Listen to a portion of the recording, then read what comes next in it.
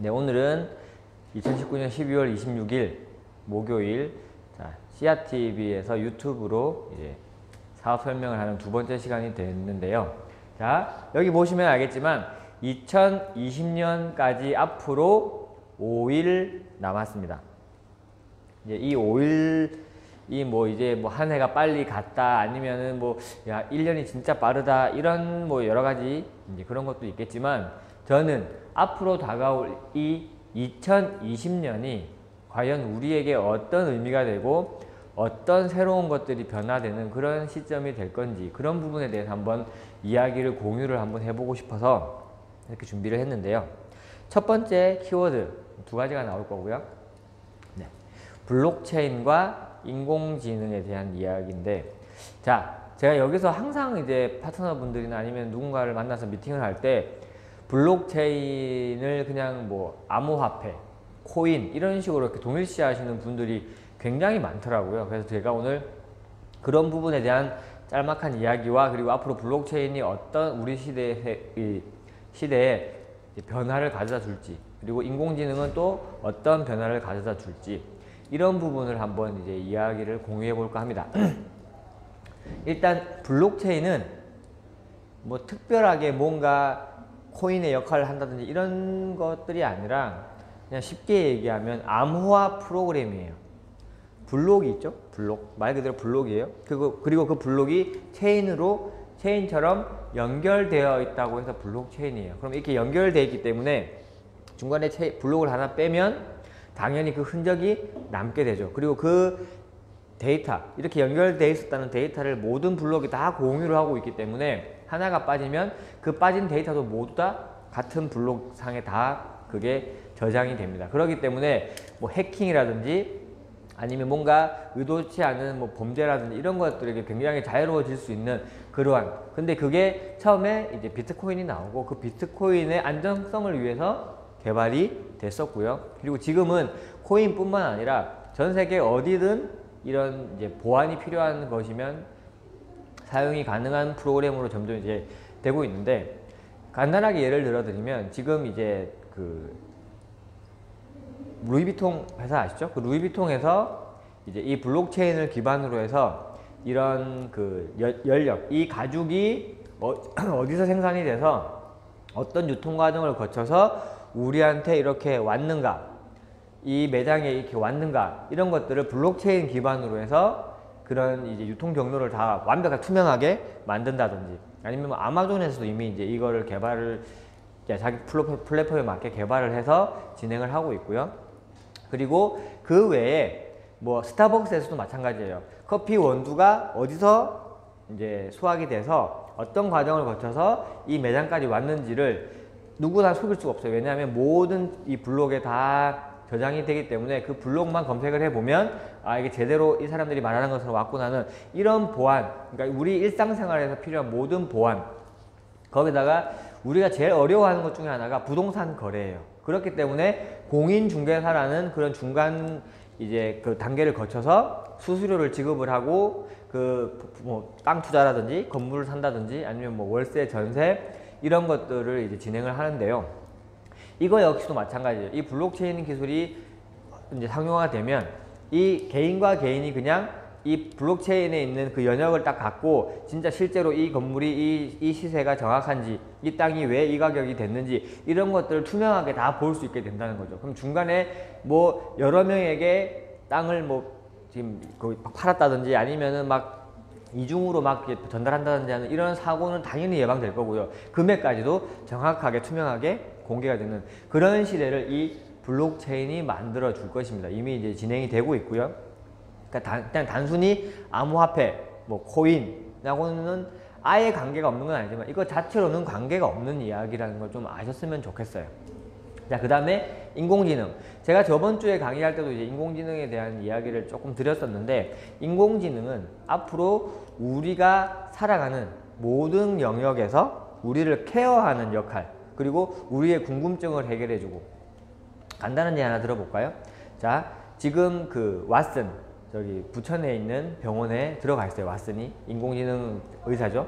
그 왓슨은 인간 의사가 3000년 동안 읽어야 될 논문을 단 3분이면 읽을 수 있대요. 자, 그러면 그렇게 읽은 지식이 있는 왓슨에게 우리가 뭘 할 수 있을까요? 그쵸? 질문을 할 수 있겠죠. 이런 증세가 있는데 이럴 때는 어떤 뭐 방법이 좋겠느냐, 아니면 어떤 질병이냐. 그러면 왓슨이 아주 금방 그런 대답을 찾아줄 거라고 생각을 합니다. 그리고 수술이 필요할 때 로봇 의사는 손도 안 떨리고 쉬지도 않고 먹지도 않고 자지도 않아요. 그냥 계속해서 사람들을 이제 도와줄 수 있는 그런 방식으로 진행이 되겠죠. 그래서 이 인공지능은 앞으로 우리가 삶에 굉장히 많은 도움도 줄 거지만 반대로 우리의 직장, 직업, 일터를 뺏어갈 수도 있어요. 그렇기 때문에 그런 부분에 대한 대비책, 내가 하고 있는 이 일자리는 과연 인공지능의 영역에서 안전한가? 안전하지 않다면 어떻게 해야 살아남을 수 있을까? 제가 카스에도 썼지만 골드만삭스의 600명의 이 펀드 매니저가 이 켄쇼라는 인공지능에게 대체가 되어버렸죠. 켄쇼가 들어오고 나서 그 600명이 3개월간 해야 되는 이렇게 할 수 있는 매출을 단 몇 시간 만에 만들어 버려 가지고 598명이 해고를 당하고 남은 2명은 그보다 뛰어나서가 아니라 보조로서 일을 하도록 남겨졌어요. 그런 시대가 계속 오고 있고 이미 많은 부분으로 퍼져나갔죠. 이 두 가지 키워드는 앞으로 계속해서 발전을 할 거고, 또 자율주행 자동차 그리고 전기자동차 이런 것들이 계속해서 확산화되고 2020년, 25년이 되면 전기자동차가 일반 자동차보다 더 싸진대요. 그래서 그 저렴한 걸 필두로 해서 많은 사람들에게 다 들어가고 2040년 정도 되면 내연기관 자동차는 아예 없어질 거라는 그런 전망도 있는데, 지금 저는 뭐 미래에 어떻게 될 거다 이걸 강의하고 싶은 게 아니에요. 자, 2010년에서 2020년으로 올 때는 변화가 그냥 제가 간단하게 얘기하면 아날로그처럼 왔다고 가정을 해볼게요. 그러니까 아날로그는 그렇게 빠른 건 아니죠. 손으로 편지를 쓴다든지 하는 그런 걸 아날로그 감성이라고 얘기하지만, 자, 이 10년간은 그런 식으로 변화를 했다라고 가정을 하면 실제로는 많은 것들이 개발됐지만 저는 변화의 속도 아니면 변화의 내용을 이야기하는 거고요. 2020년부터 2030년까지의 변화는 양자 컴퓨터에 준하는 그런 성격으로 변화가 일어날 거예요. 자, 양자 컴퓨터 들어본 분도 계시고 처음 듣는 분도 계실 건데, 양자 컴퓨터는 지금 우리가 일반인들은 사용하지 못하는 슈퍼컴퓨터가 만년이 걸려야 처리할 수 있는 일을 몇 초면 처리할 수 있는 엄청난 컴퓨터예요. 아직 상용화 되지는 않았고 이제 상용화 전 단계로 개발이 되고 있는데, 중요한 건 이 10년간의 변화, 앞으로 우리가 5일 뒤부터 나타나는 2020년부터 이 10년 동안은 어마어마한 변화들이 스피드하게 진행되고 굉장히 많은 변화가 일어날 거라는 걸 말씀드리고 싶었어요. 저는 그렇기 때문에 지금 내가 현재 하고 있는 일, 현재 상황 이런 것들에 안주하거나 나는 변화에 괜찮을 거야, 변화를 무시하거나 아니면 변화를 아예 모르거나 그런 것들에서 이제는 이 변화의 물결에 상승을 해서 같이 타서 내가 원하는 그런 것들을 이뤄내야 되겠죠. 이 전기자동차 아까 말씀드린 그 부분에서만 70만 개의 일자리가 새로 탄생한다고 이야기를 하니까 그만큼 많은 기회가 또 열리기도 할 거예요. 그리고 우리가 하고 있는 이 일도 많은 변화가 생기겠죠. 저는 아침에 블록체인에 대한 이 기사를 읽으면서 이 지금 뭐 인터넷으로 저렴하게 판매되고 있는 제품이라든지 이런 것들도 블록체인 기술로 이런 것들을 유통을 안내하게 되면 이제는 그 누구도 온라인에 내 마음대로 올려서 팔 수가 없는 시대가 오겠구나라는 생각도 들더라고요. 왜? 누구한테 들어가서 어디서 만들어져서 어느 공장으로 가서 누구한테 와가지고 누구한테 팔렸는지가 블록체인에 딱 다 기재가 될 거기 때문에 속일 수가 없는 거죠. 그런 식으로 모든 부분에 좀 더 이제 좋은, 우리 비즈니스에도 적용이 되는 그런 것들에 대해서 이야기를 드리고 싶었고, 그만큼 빠르게 변화하는 그런 시대에 도래했다라는 거죠. 그렇기 때문에 이 4가지 사사분면 이게 바뀌지는 않을 거예요. 마찬가지로 직장에서 그 자동차를 만드는 로봇 회사에서 일하는 사람들도 있을 거고요. 그 외에 여러 가지 직장에서 일하는 사람들도 있을 거예요. 그리고 조그만한 가게를 하는 사람도 당연히 있겠죠. 미래가 된다고 해서 스타벅스가 없어지거나 뭐 이러진 않을 테니까 그런 조그마한 뭐 커피숍을 한다든지 일을 한다든지 아니면 마찬가지로 그런 그 기회를 잘 잡고 큰 기업으로 성장하는 스타트업에서 큰 기업으로 성장하는 비즈니스 오너들도 많이 나올 거고 반대로 투자를 해서 그 투자에 관련돼 있는 그런 걸로 돈을 또 수익을 벌어가는 그런 사람들도 있겠죠. 이번에 타다에 또 500억이 투자가 됐다는 이야기를 제가 들었거든요. 요즘 타다가 이제 택시 회사들과의 마찰로 불법으로 규정이 되고 지금 막 굉장히 좀 많이 침체되어 있는 분위기인데 그런 와중에도 500억이 투자됐다는 얘기는 뭔가 또 활로를 찾을 수 있고 찾고 있는 중이라고 저는 생각을 합니다. 어쨌든 그런 식으로 투자를 해서 돈을 번다든지 뭐 하는 그런 여러 가지들 이 네 가지는 없어지지는 않겠죠. 대신 뭔가 많은 방식의 변화라든지 위치의 변화는 있을 거예요. 그러면 우리가 앞으로 이 네 가지 중에 나는 어디에 가 있을 건지, 무엇을 할 건지, 어떻게 할 건지, 언제 할 건지 이런 것들을 분명히 정하셔야 되고 저는 또 이것도 많은 변화가 생길 거라고 생각해요.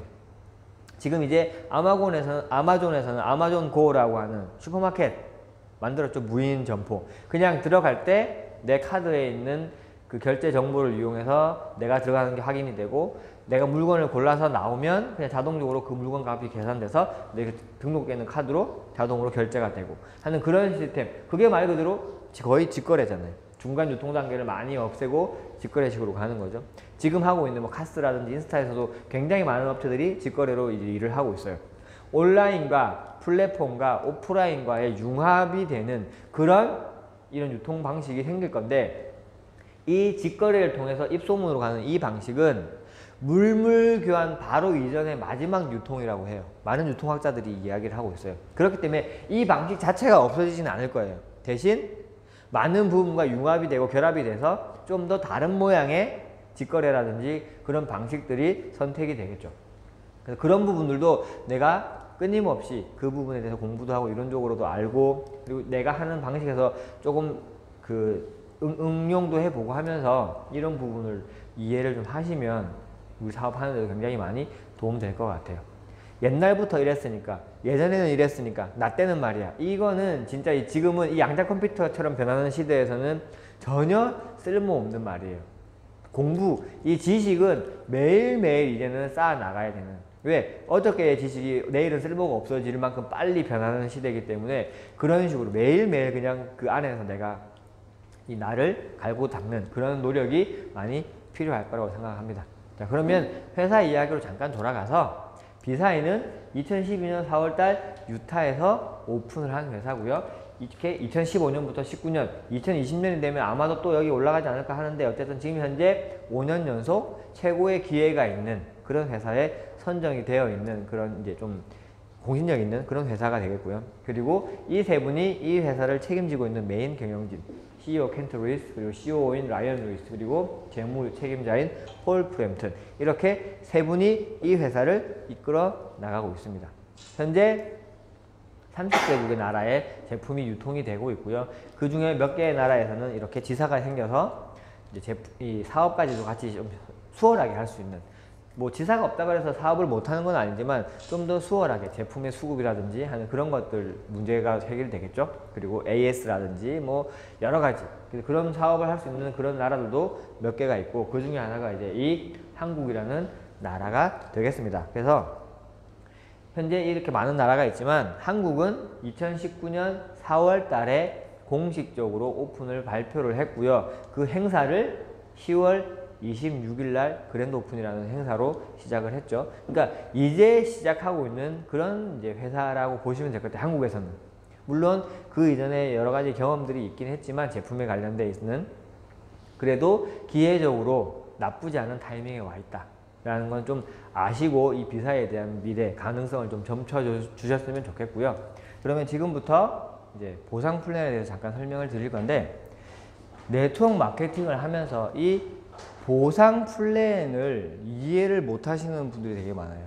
자, 이해를 못 한다는 얘기는 2명을 하면 얼마를 주고 이게 이렇게 이런 이야기를 하는 게 아니에요. 네트워크 마케팅에서 주는 소득의 개념에 대해서 이해를 해야 된다는 소리죠. 자, 우리는 네트워크 마케팅을 이것 때문에 하는 거예요. 잠자는 동안에도 돈이 계속해서 나올 것인가? 내가 은퇴한 뒤에도 돈이 계속해서 나올 것인가에 대한 부분이 전제로 이 비즈니스가 성립이 되는 거지, 내가 그때그때 일해서 벌어먹고 사는 걸로 이 비즈니스를 대하시면 일단 모든 보상을 다 가져가지도 못하겠지만 끊임없이 지속해서 나오는 돈이 아니기 때문에 의미가 없는 거겠죠. 그래서 이걸 정확하게 이해하시고, 그럼 이걸 늘리려면 무엇을 어떻게 해야 되는가에 대한 궁금증으로 그 다음 걸 접근을 하면 훨씬 더 쉽고 빠르게 네트워크에 대한 확장을 할 수 있을 거라고 저는 확신합니다. 그래서 처음에는 당연히 시간은 많이 투자되고 돈은 작게 벌겠죠. 그냥 내가 식당을 하나 오픈했다고 가정해 볼게요. 처음에 잠깐 반짝 오픈빨이라고 하죠. 개업빨. 그것 때문에 손님이 왔다가 한 두세 달 정도 지나면 그때부터 진짜 시작이에요. 손님이 안 오기 시작하죠. 내가 가게에 하루 종일 나가서 일을 하고 그 가게에 시간을 쓰지만 돈이 많이 안 되는 그런 시점이 온다는 거예요. 그리고 그걸 버텨내서 6개월, 1년을 버텨내야 그 다음부터 내가 이 대비를 하는 건데, 물론 일반적인 비즈니스는 시간 투자는 계속 될 거고요. 그냥 수익이 늘어나는 걸로 가겠죠. 하지만 이런 네트워크 마케팅은 점점 시간 투자가 줄어들고 수익은 늘어나는 방식으로 만들어지게 되어 있습니다. 근데 그걸 이해를 못하면 그냥 일반 비즈니스처럼 시간은 똑같이 투자하고 돈은 늘어나서 내가 일을 하지 않으면 돈이 줄어드는 그런 유통으로 밖에는 풀지 못하겠죠. 그렇기 때문에 사업의 시작은 소비가 되고요. 소득의 시작은 소개가 됩니다. 자, 일단 내가 소비를 열심히 하면서 제품에 대해서도 이해하고 이 비즈니스에 대해서도 이해를 해야겠죠. 그리고 나서 이 소개를 통한 소득을 벌어들이기 시작합니다. 그리고 이 소비는 그냥 소비가 아니라 내가 제품의 결과물이 되어야겠다는 마음가짐을 가지고 관찰을 하는 소비예요.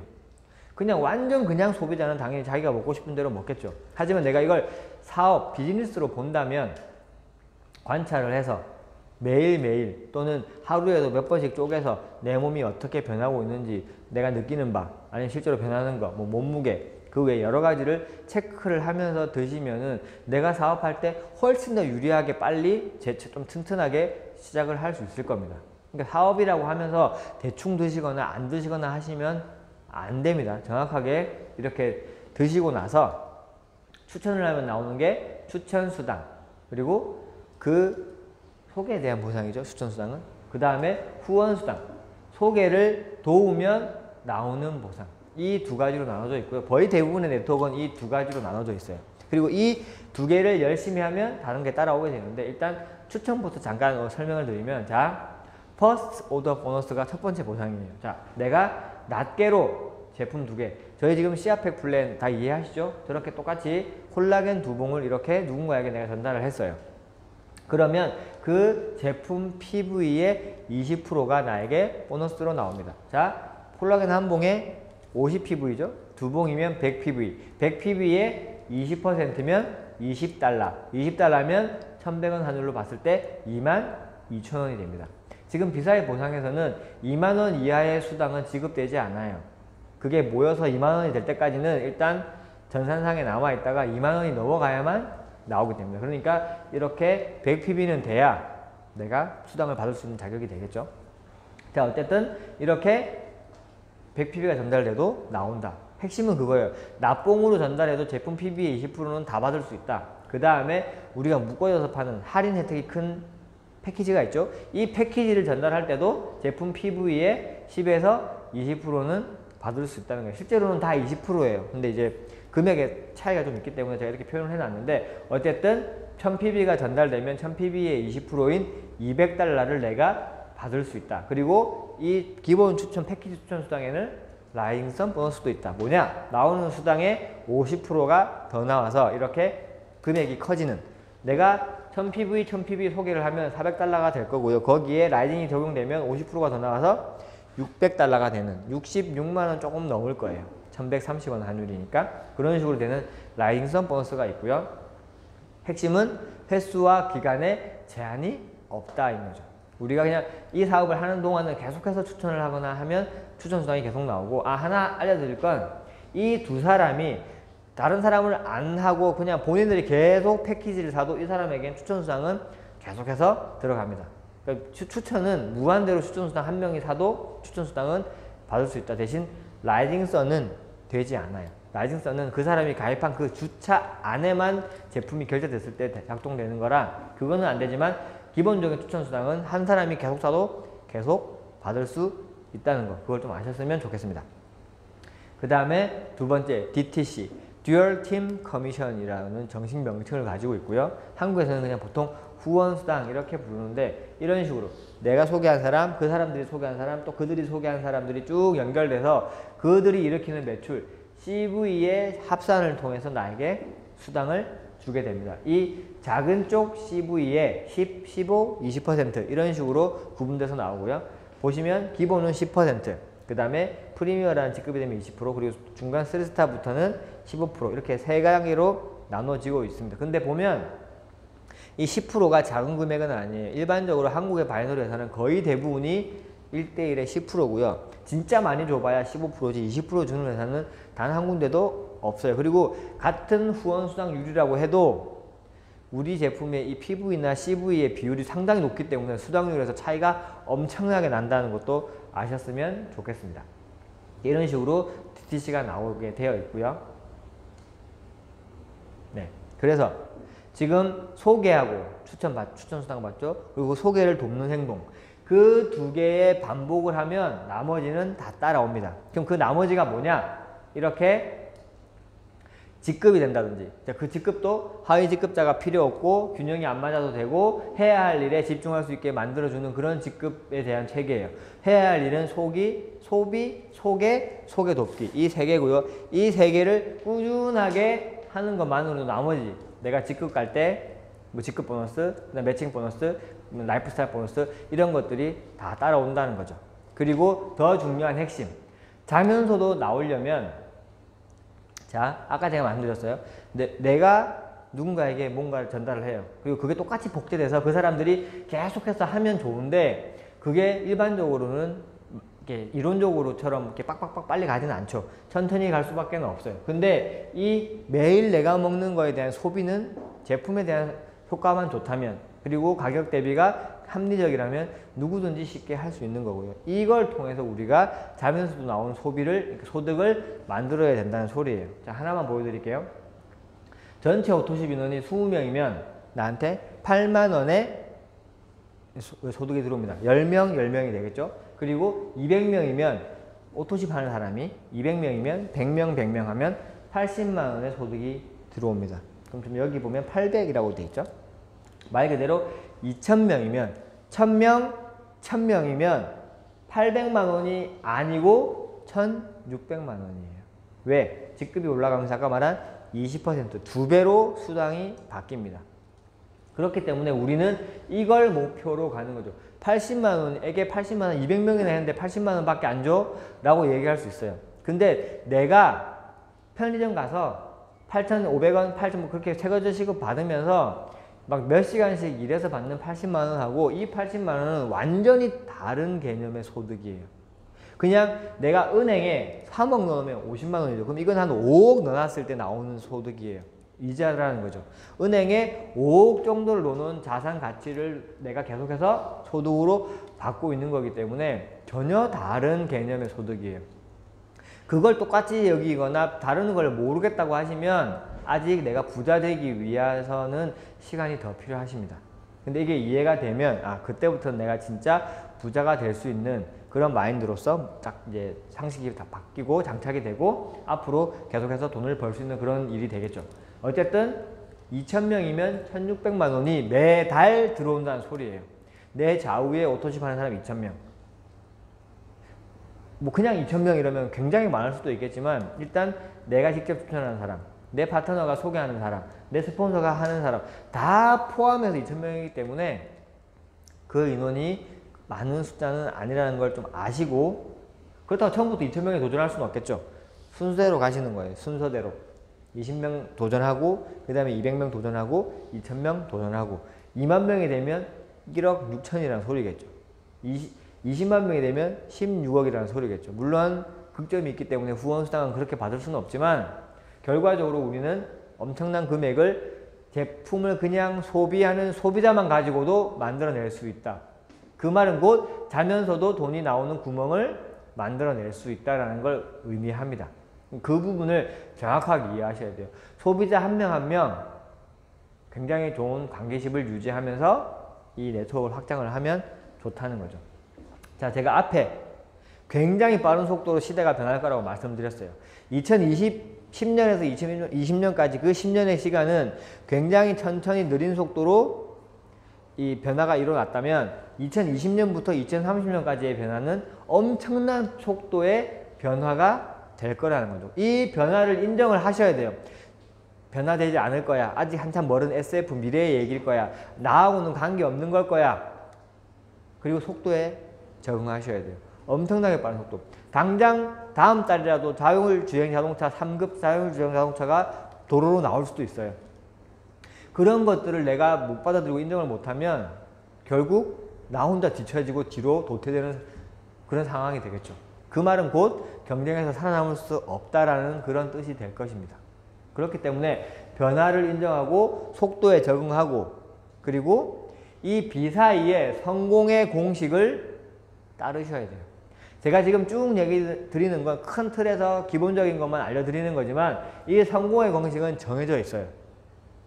어떻게 활용하고 어떻게 적용해서 어떻게 전달하고 어떻게 이걸 이제 이용해 나갈 것인가에 대한 부분은 각자 조금씩 다를 수는 있겠지만 결과적으로는 정해져 있어요. 그리고 이걸 어떻게 복제할 것인가가 핵심이겠죠. 제가 씨앗팩 플랜을 만들었을 때 제일 먼저 드린 얘기가 그거였어요. 내가 전달하는 건 할 수 있겠는데 그 다음 사람이 전달하는 게 너무 어렵다. 그게 전달의 복제죠. 그리고 이 오토십 2,000명이 하면 1,600만 원 나오는 거는 잘 알겠는데 그 2,000명을 만들려면 내 다음 사람도 오토십을 어떻게 해야 되는지 왜 해야 되는지를 쉽게 설명할 수 있어야 되잖아요. 그런 부분에 대한 복제가 완벽하게 이루어져야 돼요. 그러려면 끊임없이 공부하고 자기를 개발시키고 파트너들과 소통을 하고 이 커뮤니티 안에서 끊임없이 서로 피드백을 나누면서 같이 성장을 해나가는 수밖에 없어요. 저희도 마찬가지예요. 저희가 월요일, 목요일 센터 나와서 스폰서님 만나서 같이 미팅하고 상의하고 의논하고 계속 피드백 주고받고 하는 그 이유가 뭐일 것 같으세요? 시간이 많이 남아서? 할 일이 없어서? 갈 데가 없어서? 아니에요. 그게 가장 중요한 일이기 때문에 그거부터 하는 거예요. 그 다음에 미팅이 있고 설명이 있고 강의가 있고 확장이 있는 거예요. 어쨌든 제가 오늘 큰 요약을 해서 드리고 싶은 주제는 앞으로는 예전 같은 속도로 변화하지 않을 거다. 엄청난 시대의 속도로 변화할 것이고 우리는 그 시대를 따라잡기 위해서 끊임없이 공부하고 시스템 안에서 같이 이 일을 해야 한다. 그 이야기를 오늘 마지막으로 드리면서 오늘 강의를 여기서 마치도록 하겠습니다. 감사합니다.